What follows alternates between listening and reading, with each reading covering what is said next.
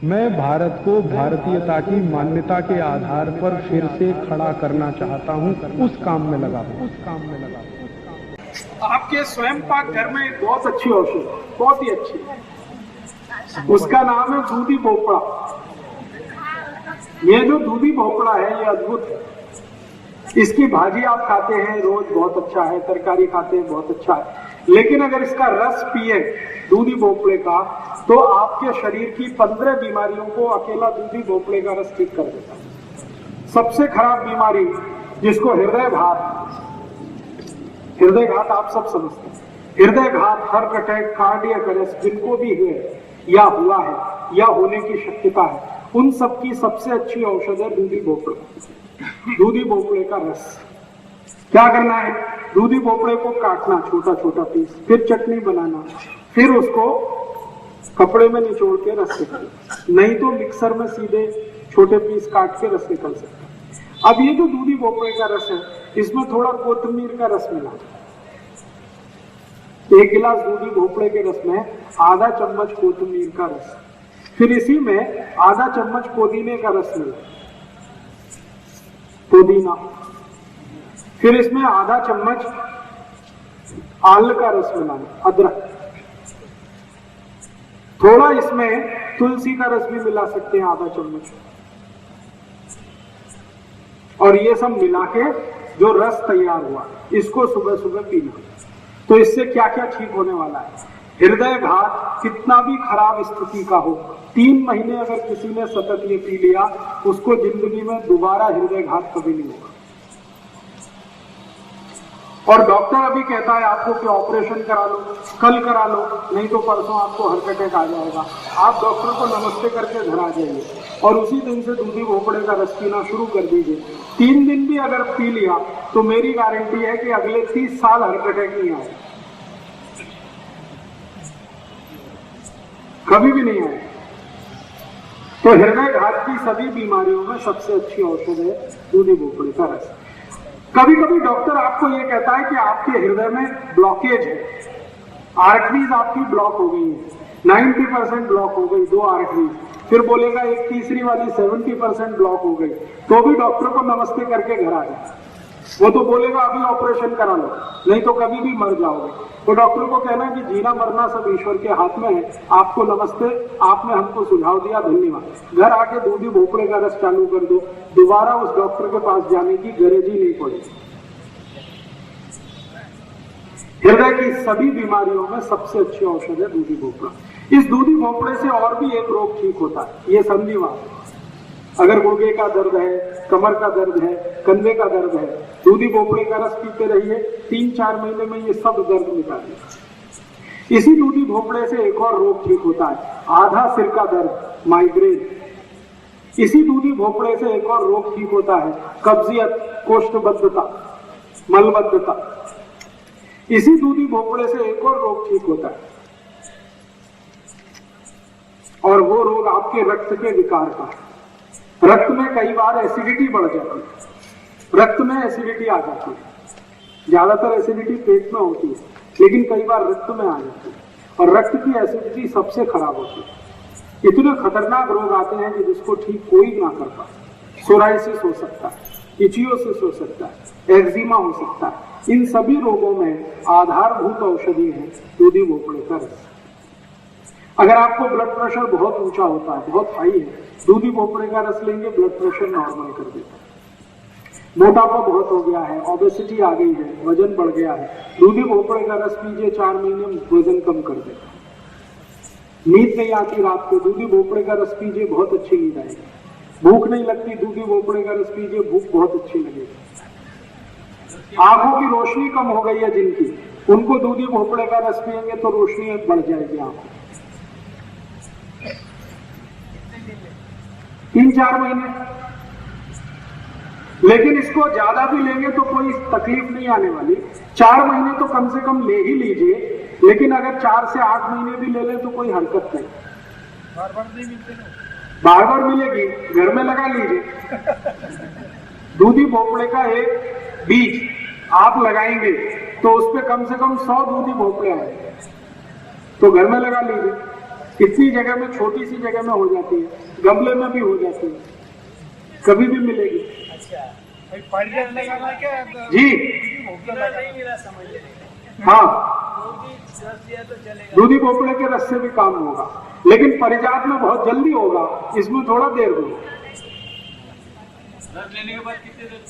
40 minute तक कुछ खा नहीं सकते। दूधी भोपड़े का रस लेने के बाद 40 मिनट तक कुछ खाना पीना नहीं, 40 मिनट बाद कुछ भी खा पी सकते। नहीं, बिल्कुल नहीं। मैंने बोला क्या नमक? मैंने बोला कोथिमीर का रस, मैंने बोला पुदीने का रस, मैंने बोला आल का रस। मैंने कभी नहीं बोला इसमें नमक मिलाना। अगर मिलाना होता तो मैं बोलता। नमक मिलाया तो उसका सब ताकत खत्म हो गया। नमक नहीं मिला जी, नहीं मिला तो कोथिमीर का चलेगा। कोथिमीर का भी नहीं मिला तो तुलसी का रस तो कभी भी मिलेगा, उतना तो डाल ही दीजिए। आल का रस तो कभी भी मिलेगा, उतना तो डाल लीजिए, चलेगा। पत्ते डाल दीजिए, मिक्सर में जब पीस रहे हैं तो पत्ते सीधे ही डाल दीजिए तो भी चलेगा।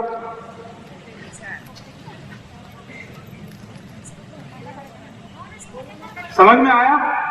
दूधी भोपड़ा बहुत अद्भुत है। मेरी आपको सबको एक छोटी सी सूचना है कि हृदय रोग का कोई भी मरीज, कोई भी पेशेंट डॉक्टर के पास गया और डॉक्टर ने बोला कि ऑपरेशन कराओ, कभी मत कराओ, क्योंकि मैं आपको बताता हूं कि ऑपरेशन कराओ या मत कराओ, स्थिति आपकी वही रहने वाली है।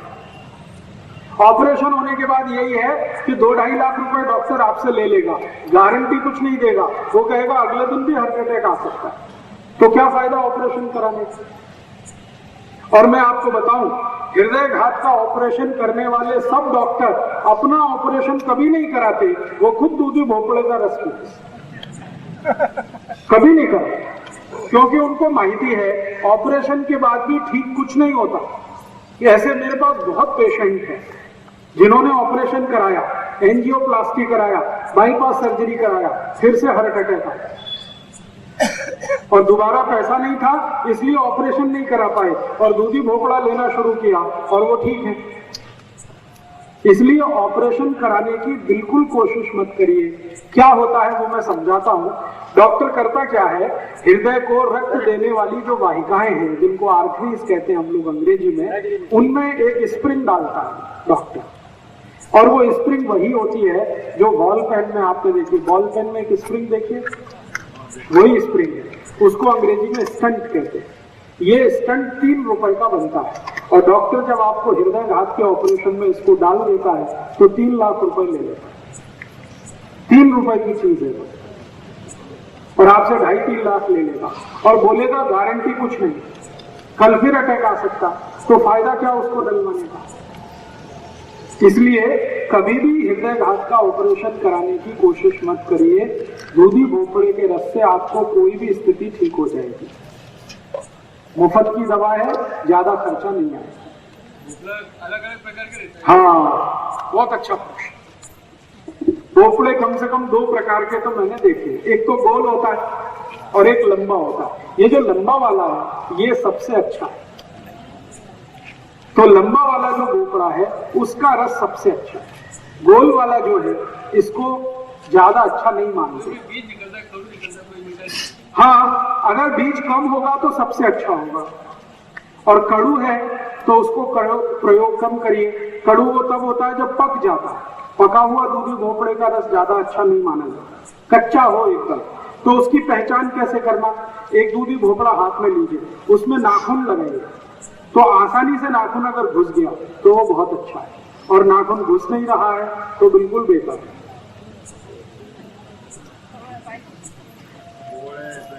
ठीक है, आगे चले चलिए जी। निरोगी मानस भी इसका रस पी सकते, बहुत अच्छे से पी सकते। अगर निरोगी मानुष इसको पिएंगे तो क्या होगा, शरीर के अंदर जितनी भी टॉक्सिक वेस्ट को क्या कहना चाहिए, विजातीय द्रव या विजातीय तत्व जो शरीर के अंदर घुसे हुए हैं, जिसको जहर कहा जाता है, दूधी भोपड़े का रस इस पूरे जहर को पेशाब के रास्ते निकाल देता है। ये शरीर की ऐसी सफाई करता है जैसे कोई नहीं कर सकता। बहुत अच्छी सफाई करता है, रक्त की सफाई करता है, जॉइंट्स जितने भी हृदय के आसपास के वहां सफाई करता है, शरीर के जितने भी जॉइंट्स है वहां सफाई करता है, बहुत अच्छा सफाई करता है। जैसे किसी गाड़ी को ओवर हालिंग करते हैं ना, वैसे दूधी भोपड़ा शरीर के अंदर की ओवर हालिंग करते हैं। भाई इसको जरा बंद कर। हाँ, पानी डाल के ना पिए तो अच्छा है, और अगर कोई मजबूरी है तो थोड़ा पानी डाल दीजिए, ज्यादा मत डालिए। इतना मत पानी डाल दीजिए कि भोपड़ा ना रहे, पानी ही रह जाए। थोड़ा सा मामूली उतना। जब आप उसको पीस रहे हैं तो थोड़ा पानी तो लगेगा, बिना पानी के पिसेगा नहीं, उतना पानी। तो एक बार लेने बाद में और बार-बार ले सकते हैं। बार-बार माने हर महीने में 30 दिन होते हैं, 30 दिन रोज सुबह 1 गिलास पी सकते हैं। अगर आप स्वस्थ हैं तो 200 मिलीलीटर का गिलास इतना काफी है, और बीमारी वालों को 300 मिलीलीटर। साल भर लेना? साल भर ले सकते हैं, कोई हरकत नहीं, कोई तकलीफ नहीं। दोस्तों, सबसे पहले तो चैनल सब्सक्राइब करें, फिर लाइक, कमेंट और शेयर करें, और हाँ, हमारा एंड्रॉयड ऐप डाउनलोड करना ना भूलें।